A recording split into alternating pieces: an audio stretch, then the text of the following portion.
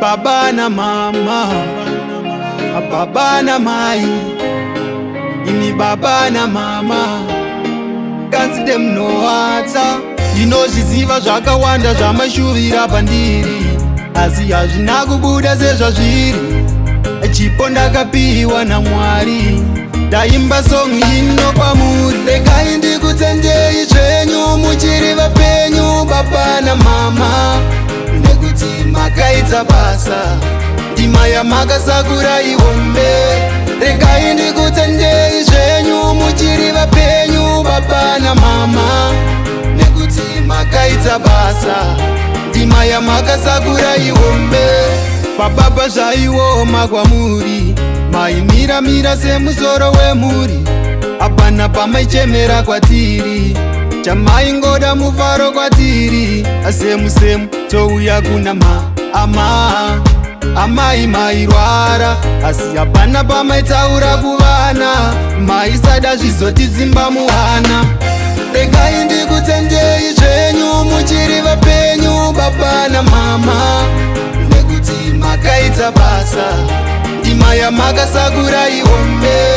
Regai ndikutendei zvenyu muchiri vapenyu baba na mama, nekuti makaita basa, ndima yamakasakura ihombe. Namo yamakaona pandiri, imimi vaviri, kana munamato wangu kuna Mwari. Makore kurarama wedzero kwamuri, makati mbiri nemari. Ngazvisave mumoyo mako, asi kupa mbiri kuna Mwari, ichocho chinhu ngachisava mana mako. Regai ndikutendei zvenyu muchiri vapenyu baba na mama, nekuti makaita basa, ndima yamakasakura ihombe. Regai ndikutendei zvenyu muchiri vapenyu baba na mama, nekuti makaita basa, ndima yamakasakura ihombe. Mama maishanda kumaricho, zuva rese muriko, ndiko kwaibvawo mari yacho. Kupfeka hembe itovharidzira nhamo, baba ikoko kumagobo, kunimbe maisambobvako. Vana vangu vawanewo musuwa, pavanopinda mumasango vapfekewo nyatera.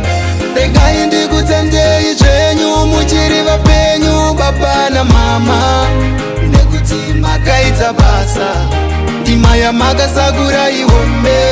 Regai ndikutendei zvenyu muchiri vapenyu baba na mama, nekuti makaita basa, ndima yamakasakura ihombe.